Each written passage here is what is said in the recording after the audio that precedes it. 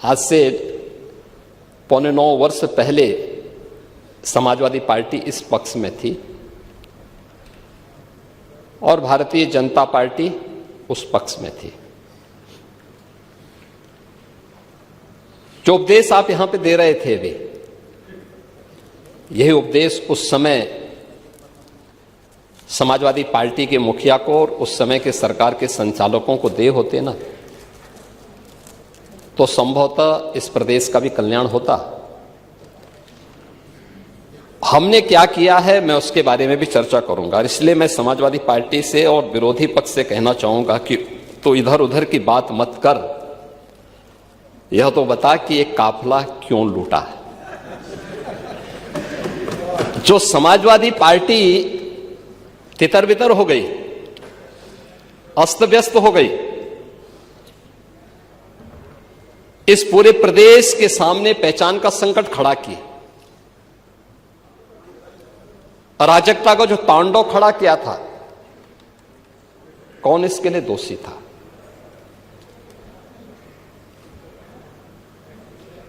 और मैं धन्यवाद दूंगा कि आपने बहुत सारी चीजों को स्वीकार किया कि हां अच्छा हुआ है, जैसे दुर्दांत माफिया और अपराधियों के प्रति सरकार की क्या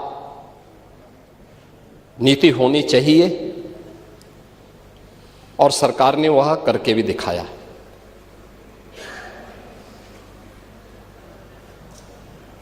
राज्य की अर्थव्यवस्था को आगे बढ़ाने के लिए स्पष्ट नीति हो और उन्हें लागू करने की दृढ़ इच्छा शक्ति हो तो परिणाम लाए जा सकते हैं। 4 आयाम उसके हैं और उन चारों आयामों पे सरकार ने किस रूप में कार्य किया है। कोई व्यक्ति हो, समाज हो, संस्था हो, इन सबको सबसे पहले चाहिए सुरक्षा। सुरक्षा का एक बेहतरीन वातावरण हो, कानून का राज हो, हर व्यक्ति के मन में सुरक्षा का एहसास हो, हर बेटी, हर व्यापारी अपने आप को सुरक्षित महसूस करे। ये किसी भी सरकार की पहली प्राथमिकता होनी चाहिए और किसी भी सरकार की पहली प्राथमिकताओं में उन कार्यक्रमों को लेकर के जब सरकार आगे बढ़ती है तो उसके परिणाम भी हम सबके सामने आते हैं। और मुझे इस बारे में प्रसन्नता है, सुरक्षा का जो माहौल हमने दिया, आपने क्या किया क्या नहीं किया, उत्तर प्रदेश की जनता ने रिजल्ट दिया है। हमने क्या किया है क्या नहीं किया है, उत्तर प्रदेश की जनता रिजल्ट दे रही है, आगे भी देगी। महत्वपूर्ण रिजल्ट है क्या, हमारे बारे में प्रदेश के अंदर और प्रदेश के बाहर धारणा क्या है 2017 के पहले, 2017 के बाद। पांडे जी, आप भी देश और दुनिया के अंदर जाते होंगे। 2017 के पहले उत्तर प्रदेश के बारे में लोगों की धारणा बहुत अच्छी नहीं थी, हमें भी बुरा लगता था, अच्छी नहीं थी। आज इस पक्ष के लोग या उस पक्ष के लोग, कोई भी बाहर जाता होगा, प्रदेश के अंदर भी आप जाते होंगे, अगर राजनीतिक प्रोग्राम में नहीं है, आप सामान्य कार्यक्रम में जाएंगे तो सामान्य लोगों के मुंह से बात अवश्य आपको दिखती होगी कि हां, सुरक्षा का एक माहौल है, बेहतरीन माहौल है, हर व्यक्ति को इस बात का एहसास होता है। देश के अंदर कहीं जाते हैं, लोगों के मन में एक एहसास होता है कि हां, यूपी सुरक्षित है, अच्छा है, दंगा नहीं है, अराजकता नहीं है। आपको उदाहरण देना है तो मैं आपको बता देता हूं न्याय कैसे होता है। आप ही के सामने आप ही की पार्टी से सदस्य चुनी गई पूजा पाल संभवतः नहीं है,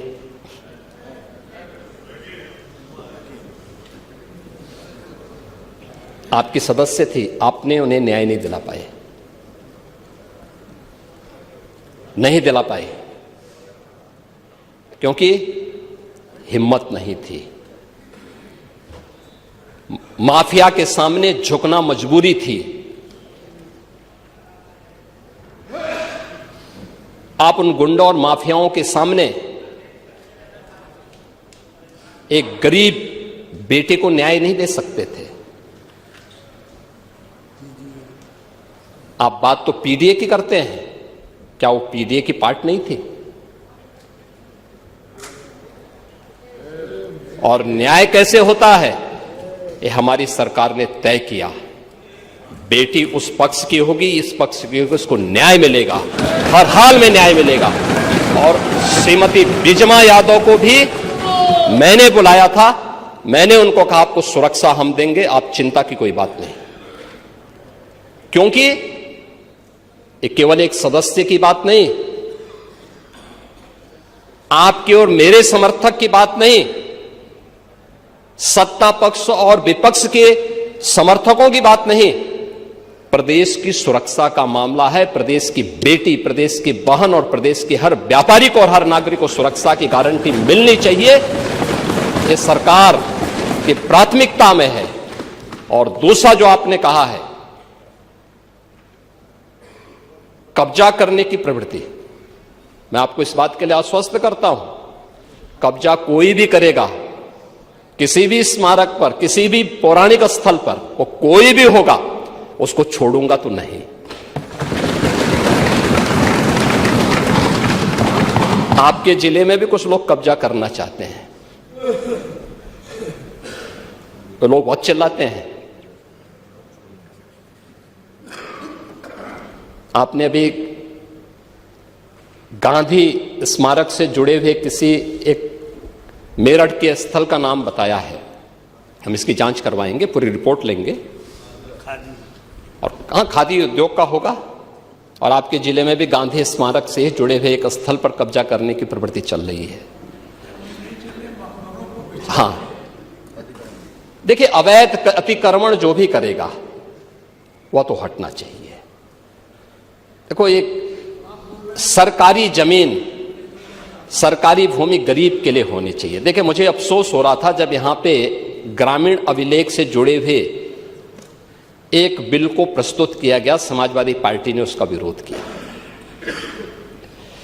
देखिए, पहली बार हुआ है, और इस पूरे सदन को प्रधानमंत्री मोदी जी के प्रति आभार व्यक्त करना चाहिए कि आजादी के बाद पहली बार एक गरीब को, जहां पर आबादी की भूमि पर उसका मकान बना है, उसका अभिलेख उसके नाम पर पहली बार हुआ है।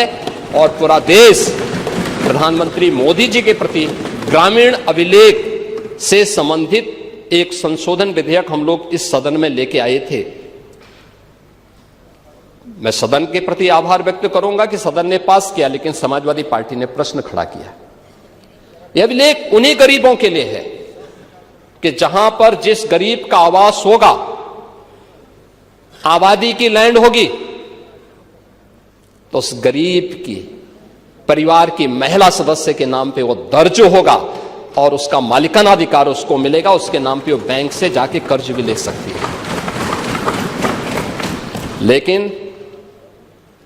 लेकिन अगर उस आबादी की लैंड पर या किसी सरकारी लैंड पर कोई माफिया कब्जा करके जबरदस्ती उसको मॉल बना करके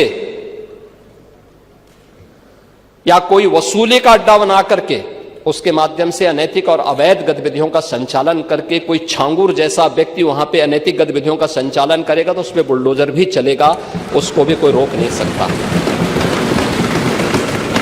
और इसलिए सुरक्षा का यह वातावरण हर व्यक्ति के लिए आवश्यक है। और उस सुरक्षा का वातावरण ने परसेप्शन बदला है यूपी का। पूरे यूपी की सुरक्षा के इस वातावरण पर आज हर व्यक्ति कह सकता है कि आज यूपी में इन्वेस्टमेंट आ रहा है। मैं उस पर भी चर्चा करूंगा।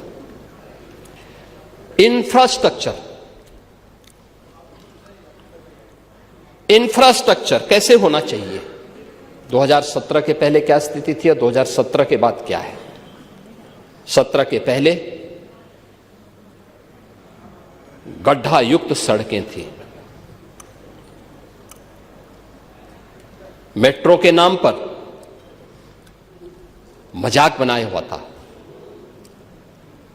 रेलवे के नेटवर्किंग के लिए केंद्र सरकार के साथ समन्वय नहीं था। आपकी मजबूरी होती है तो आप कांग्रेस के साथ गठबंधन कर लेते हैं, अन्यथा जब कांग्रेस में यूपीए की गवर्नमेंट केंद्र में थी और प्रदेश में समाजवादी पार्टी की सरकार थी, तब भी कैसे संबंध थे आप लोगों के। यानी मजबूरी के नाम आपके संबंध थे, अन्यथा आप लोग किस प्रकार की अराजकता फैलाते थे किसी से छुपा हुआ नहीं है। लेकिन इंफ्रास्ट्रक्चर कैसे होना चाहिए। 17 के पहले यूपी में 1.5 एक्सप्रेसवे थे और आज उत्तर प्रदेश के अंदर 22 एक्सप्रेसवे, और देश के अंदर अगर ये सभी 22 के 22 बन जाएं तो 60% एक्सप्रेसवे पर अकेले यूपी का कब्जा होगा। अकेले यूपी, देश के अंदर जितने एक्सप्रेसवे होंगे उनमें 60% यूपी के पास। रेलवे का सबसे बड़ा नेटवर्क आज के दिन पर यूपी में है, 16,000 किलोमीटर का। इंटर स्टेट कनेक्टिविटी 4 लेन की,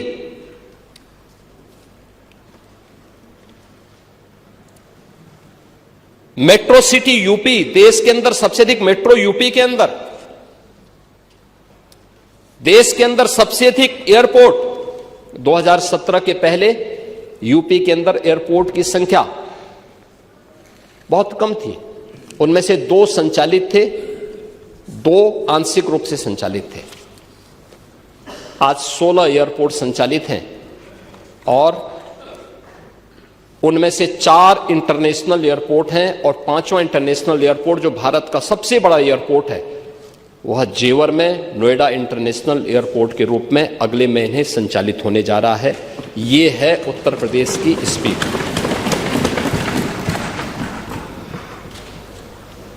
देश की पहली रैपिड रेल आज यूपी के अंदर चल रही है। देश का पहला वाटरवे यूपी के अंदर संचालित हो चुका है। ये प्रयागराज से हल्दिया के बीच में, वाराणसी हल्दिया के बीच में संचालित है। इसे प्रयागराज तक और फिर बलिया से अयोध्या तक इसको एक्सटेंड करने का एक कार्यक्रम चल रहा है। लेकिन यह सरकार की इच्छा शक्ति पर होता है। सरकार करना चाहिए तो हो सकता है, लेकिन जब सरकार नहीं करना चाहेगी, और इसीलिए मैं आपसे कहना चाहूंगा कि आप लोग बात बड़ी बड़ी करते हैं, लेकिन ये जो बड़ी बड़ी बातें आप लोग करते हैं ना, ये समाजवादी पार्टी का अहंकार है। जब व्यक्ति में अहंकार आता है तो कहता है कि मैंने ये कर दिया, लेकिन जब इसीलिए कोई आपको सम्मान नहीं देता समाजवादी पार्टी को। 17 के पहले प्रदेश के सामने ये पहचान के संकट से प्रदेश तरसता था समाजवादी पार्टी के कारण, लेकिन आज हर उत्तर प्रदेश वासी सम्मान इसलिए प्राप्त कर रहा है क्योंकि काम सरकार की एक टीम कर रही है, परिणाम है, लेकिन दुनिया कह रही है कि यूपी के अंदर अच्छा हो रहा है, तो पूरा उत्तर प्रदेश सम्मान प्राप्त कर रहा है। यानी अहंकार तब आता है जब कहते हैं कि साहब इस हमने ये कर दिया, लेकिन सम्मान तब पाते हैं जब दुनिया कहती है कि आपने अच्छा कर लिया। और आज दुनिया कह रही है कि यूपी ने अच्छा किया है, अच्छा कर रही है, हर एक मामले में अच्छा कर रही है, लेकिन इंफ्रास्ट्रक्चर के मामले में भी ये अच्छा यूपी के अंदर है। एम्प्लॉयमेंट, आप एम्प्लॉयमेंट की बात कर रहे थे, आपने शिक्षाविद भरे तो थे लोक सेवा आयोग में भी और शिक्षा आयोग में भी, क्या क्या कारनामे किए थे उन्होंने, क्या क्या कारनामे किए थे। जो हाई स्कूल 3rd डिवीजन था, इंटरमीडिएट 3rd डिवीजन था, आयोग का अध्यक्ष हो गया था। जो उसका अयोग्य, जो उसके लिए एलिजिबल नहीं था, उसको आपने आयोग का अध्यक्ष बनाया था और क्या क्या गुल खिला रहा था। यूपी के नौजवानों के साथ खिलवाड़ इस समाजवादी पार्टी से ज्यादा किसने किया है? आज मैं कह सकता हूं, भर्ती जितनी पारदर्शिता के साथ हुई है, 8.25 वर्ष सरकार को होने जा रहे हैं, कल 8.25 वर्ष सरकार को होंगे पांडे जी, और 8.25 वर्ष में 9 लाख सरकारी नौकरी उत्तर प्रदेश के नौजवानों को बिना किसी घूसखोरी के प्राप्त हो जाए। ये पहले कभी नहीं हुआ, कभी नहीं हुआ। अभी आपने देखा होगा, और मैं तो आपसे भी कहूंगा, अभी हाल ही में हम लोगों ने 60,244 पुलिस कार्मिकों की भर्ती की थी, आरक्षी भर्ती की। सिद्धार्थनगर जनपद के बहुत सारे नौजवान हुए थे। आपको बुलाना चाहिए था अपनी विधानसभा के नौजवानों को, उनके परिवार के सदस्यों को बुलाते, उनको सम्मान देते, अच्छा रहता। क्योंकि आप उनके चुने हुए प्रतिनिधि हैं, आपको बुलाने का अधिकार है। क्या इससे पहले कभी हुआ? हम इतने बड़े पैमाने पर भर्ती इसलिए कर पाए क्योंकि हमने इसके लिए उतना इंफ्रास्ट्रक्चर दिया है। इससे पहले इंफ्रास्ट्रक्चर नहीं था। देखिए, यूपी के अंदर 17 के पहले पुलिस ट्रेनिंग के लिए हमारे पास कुल 3,000 की क्षमता थी। जब हम लोगों ने 2017 में पुलिस की भर्ती की व्यवस्था को देखा, कैसे इनकी ट्रेनिंग होगी, क्योंकि भर्ती नहीं करना, इनकी ट्रेनिंग भी करना है। वर्दीधारी फोर्स के लिए महत्वपूर्ण होता है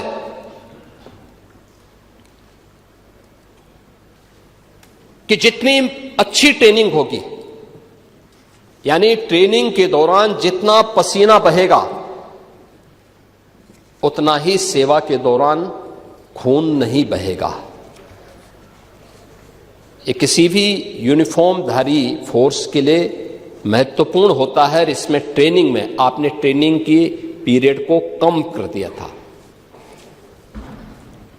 6 साल से लेकर के, यानी 9 महीने से घटा करके 6 महीने कर दिया था। और भर्ती के लिए योग्य नौजवान को प्राथमिकता नहीं देते थे। और शिवपाल जी तो उसके मास्टर हैं, इनकी तो पीएचडी ही इसमें है। पूरी भर्ती की प्रक्रिया को तार तार हर व्यक्ति बेहाल था। आज उत्तर प्रदेश का नौजवान नौकरी प्राप्त कर रहा है।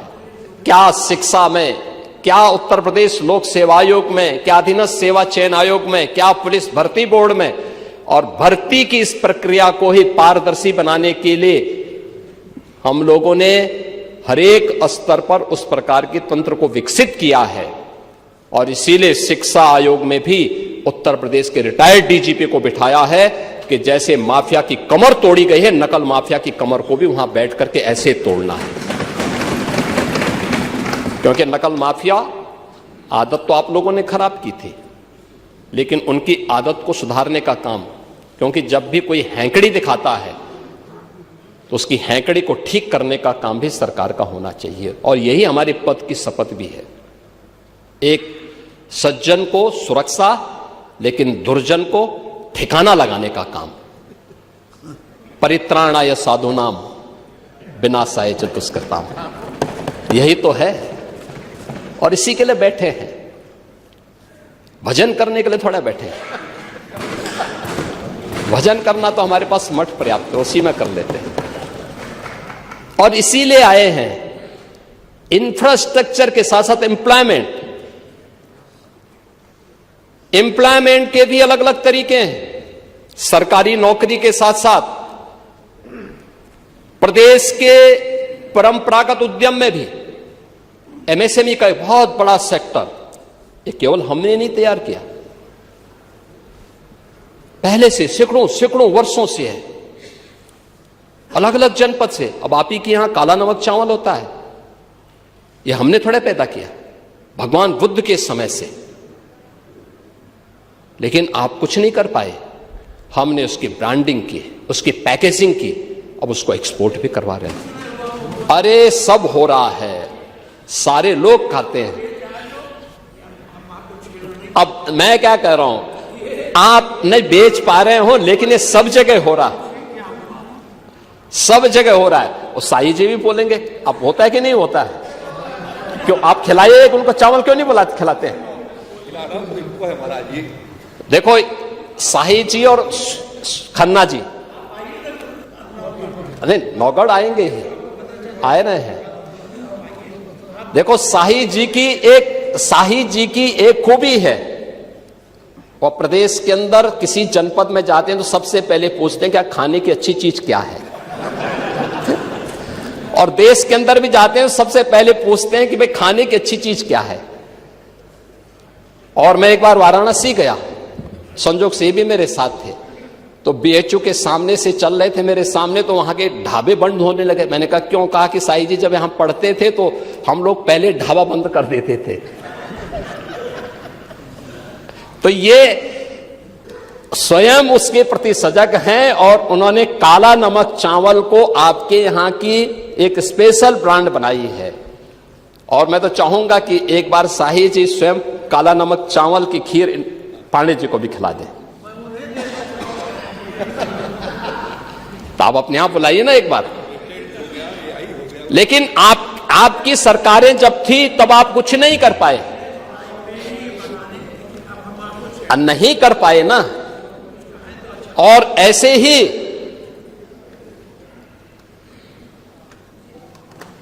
ही खन्ना जी हैं। अब ये खन्ना जी कहते थे, परसों हमारी एक बैठक चल रही थी, उसमें कह रहे थे कि मुझे रात्रि को बहुत गर्मी लग रही थी। तो टेम्परेचर बाहर जो है 3-4 डिग्री था। मैंने कहा भी आपको गर्मी लग रही होगी, लेकिन पहले बैठक तो कर लीजिए आप। अब ये हाल है, लेकिन हर जनपद के एक एक प्रोडक्ट को, आज की नहीं पुराने समय की थी, बंद पड़ रही थी। उनके पास टेक्नोलॉजी नहीं थी, उनके पास डिजाइन नहीं थी, मार्केट की डिमांड क्या है उनको जानकारी नहीं थी, उनको पैकेजिंग की जानकारी नहीं थी। सरकार ने उनको फैसिलिटेट किया। आज एमएसएमई का देश के अंदर सबसे बड़ा जो नेटवर्क है वो यूपी के पास है। 96 लाख एमएसएमई यूनिट, लगभग 1.25 करोड़ लोग, अकेले 2 करोड़ परिवार केवल एमएसएमई यूनिट के माध्यम से अपनी आजीविका का उपार्जन कर रहे हैं। 2 करोड़ से अधिक का एक्सपोर्ट यूपी करता है अपने एमएसएमई यूनिट से, दुनिया के बाजारों में यहां का सामान भेज करके। ये काम 17 के पहले भी हो सकता था, इच्छा शक्ति नहीं थी, नहीं थी ना। नहीं, दंगा तो आप लोग, आपकी नीतियां दंगा कराते थे, दंगा तो आप ही लोग कराते थे। दंगाइयों को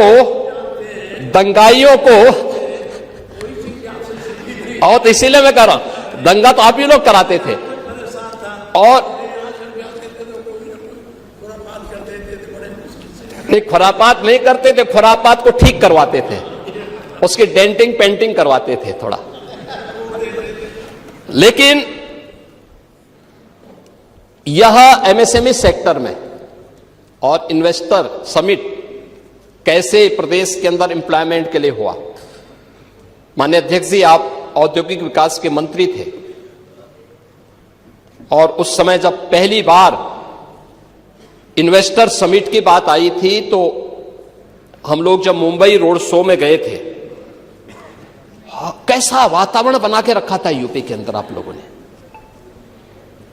जिस भी उद्यमी से मिलते थे वो कहता था साहब आप आए हैं, स्वागत है, लेकिन हम यूपी नहीं जाएंगे।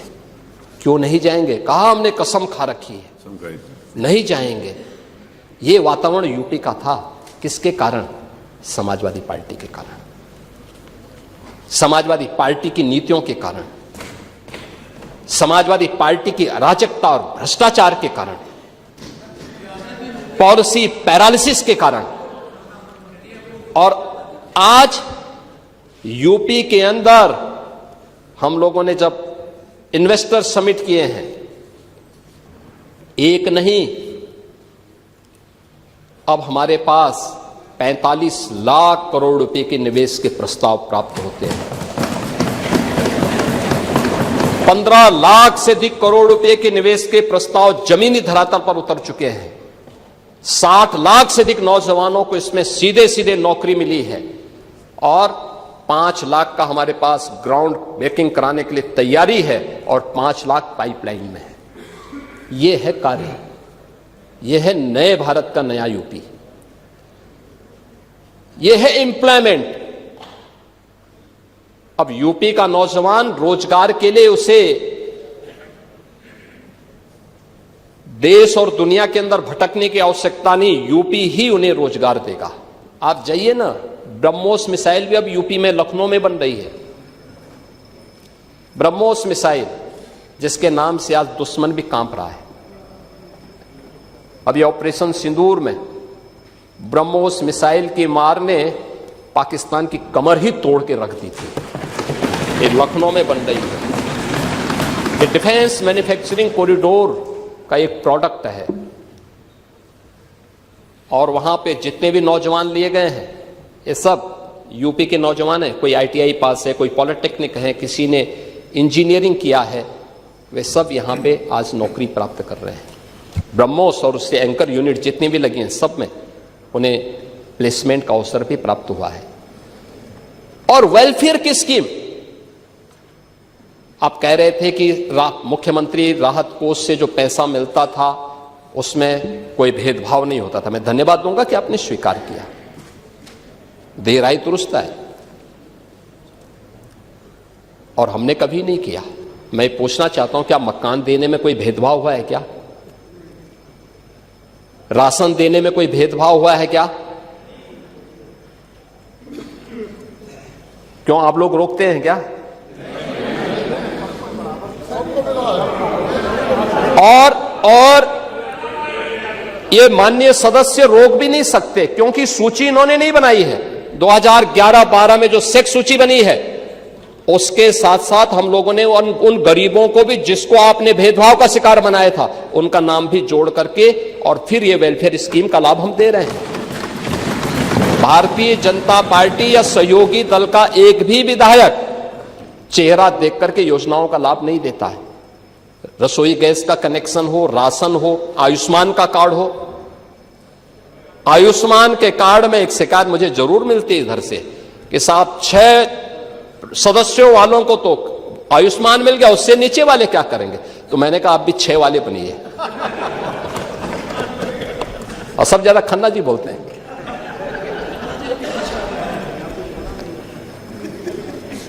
अब आपसे सीखें ना।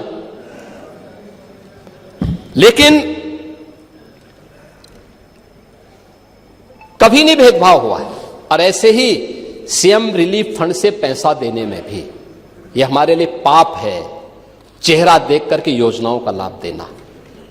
उत्तर प्रदेश की 25 करोड़ की आबादी के कल्याण के लिए, उसकी सुरक्षा के लिए सरकार खड़ी है और बिना भेदभाव के योजनाओं का लाभ देगी। हाँ, उसमें भी दे रहे हैं। अभी त्वरित का पैसा इधर ही नहीं मिला तो उधर भी कहां से? सभी को मिलेगा, सभी को पैसा मिलेगा। और हमने तो पीडब्ल्यूडी में भी मांगा था। देखो, पहली बार पाणी जी कह रहे थे समीक्षा की बात, नियमित रूप से समीक्षा होती है, एक एक विभाग की समीक्षा होती है, एक एक कार्यक्रम की समीक्षा होती है। हर जिले के अंदर वहां का जो सीनियर जनप्रतिनिधि है, माननीय सांसद या प्रभारी मंत्री हर महीने जिले के अंदर जाकर के बैठक लेता है। सीनियर जो मेंबर ऑफ पार्लियामेंट है, वहां पर दिशा कमेटी के माध्यम से उन योजनाओं को कैसे इंप्लीमेंट करना है, इसकी भी समीक्षा होती है। उनकी रिपोर्ट शासन में आती है, फिर उसको विभागीय स्तर पर आगे क्रियान्वयन किस रूप में होना है, इसके बारे में भी कार्रवाई आगे बढ़ती है। पीडब्ल्यूडी की बैठक की पूरी कार्य योजना मैंने स्वयं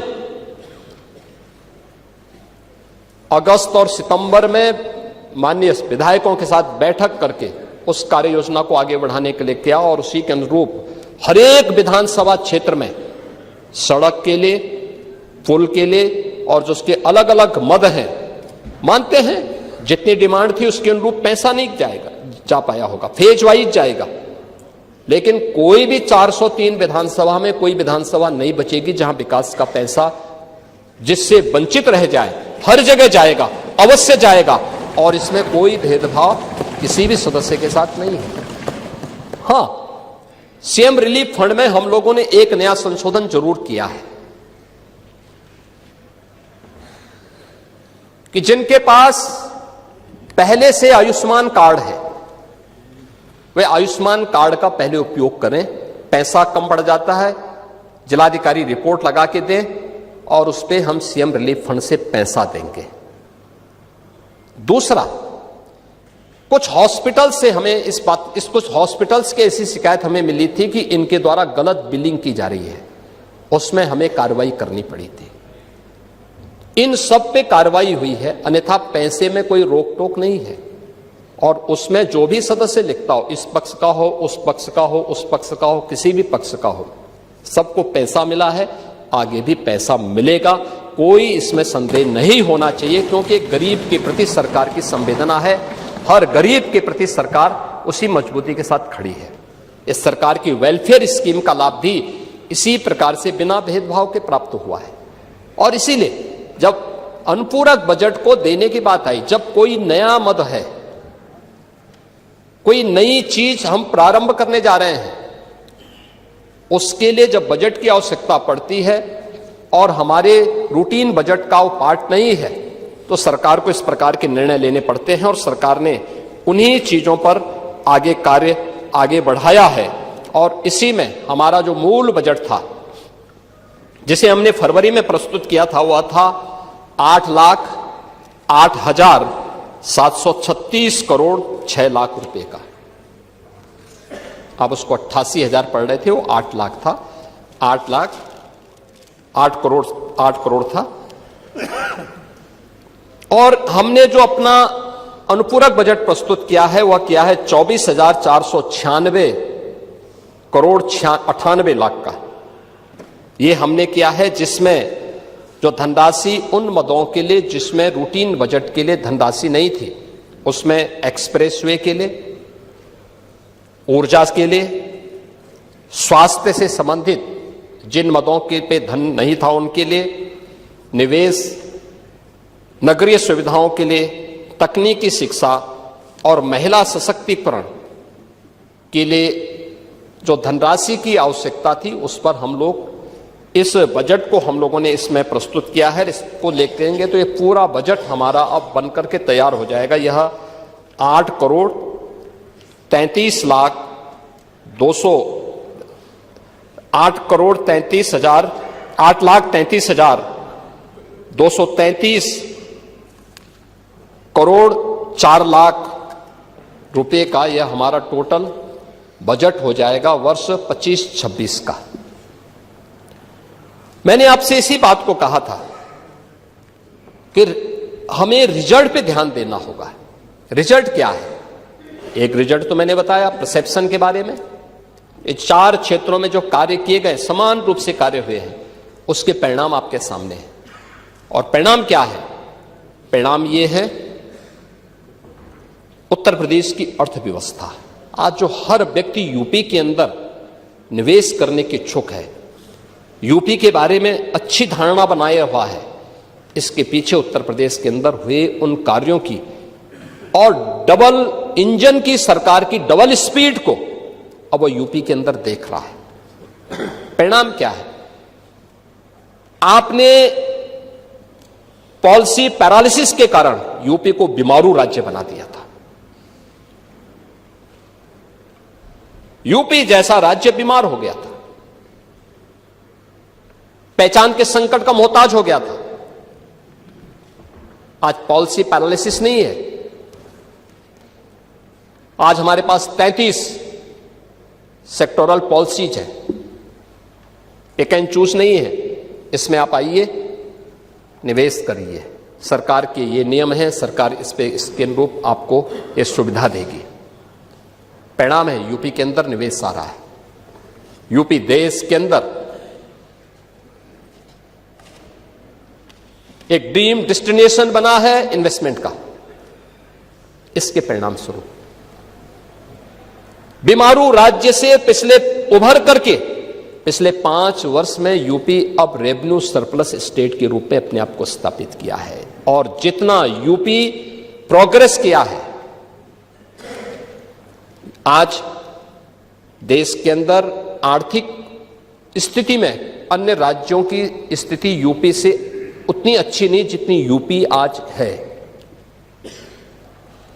ये प्रयास से होता है, शुद्ध नियत से होता है, स्पष्ट नीतियों से होता है।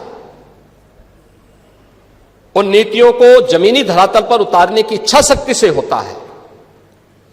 और उन कारणों से आज सरकार ने इन चीजों को आगे बढ़ाया है। आज हमें इस बात पर प्रसन्नता होती है कि हमारी सरकार ने उत्तर प्रदेश के पर लगे हुए बीमारू के कलंक से हमने इसको यूपी को मुक्त किया है। आज यूपी बीमारू राज्य नहीं है। गत 5 वर्ष से रेवेन्यू सरप्लस स्टेट के रूप में आज यूपी मजबूती के साथ, दमदारी के साथ आगे बढ़ रहा है। और डबल इंजन की, डबल स्पीड की सरकार भी पॉलिसी पैरालिसिस का शिकार नहीं है। हमारे पास अलग अलग सेक्टर की पॉलिसीज हैं। कोई भी निवेशक आएगा उसके लिए लैंड बैंक है, पॉलिसी के दायरे में आकर के निवेश कर रहा है। और सरकार ने उसको यहां पे एक गुड गवर्नेंस का एक माहौल भी दिया है, बेहतरीन सुरक्षा का माहौल दिया है। आज कोई गुंडा किसी इंडस्ट्रीज को फोन नहीं कर सकता, किसी व्यापारी से गुंडा टैक्स नहीं ले सकता, नहीं कर सकता। अगर करेगा तो उसको भी मालूम है कि इसके परिणाम क्या होंगे। कोई जानबूझ करके उलझेगा तो उसको ही मालूम है कि जानबूझ के उलझने का मतलब अब वह स्थिति नहीं है कि जब पुलिस आगे आगे दौड़ती थी और गुंडे उसको पीछे से दौड़ाते थे। अब वह यूपी नहीं है। अब ये वह यूपी है जो हर प्रदेशवासी को सुरक्षा की गारंटी तो देता है, लेकिन हर गुंडे को इसके लिए चेतावनी भी देता है कि सुधर जाओ, नहीं तो यमराज के यहां जाने के रास्ते भी खुले हुए हैं और यमराज का बुलावा आ जाएगा।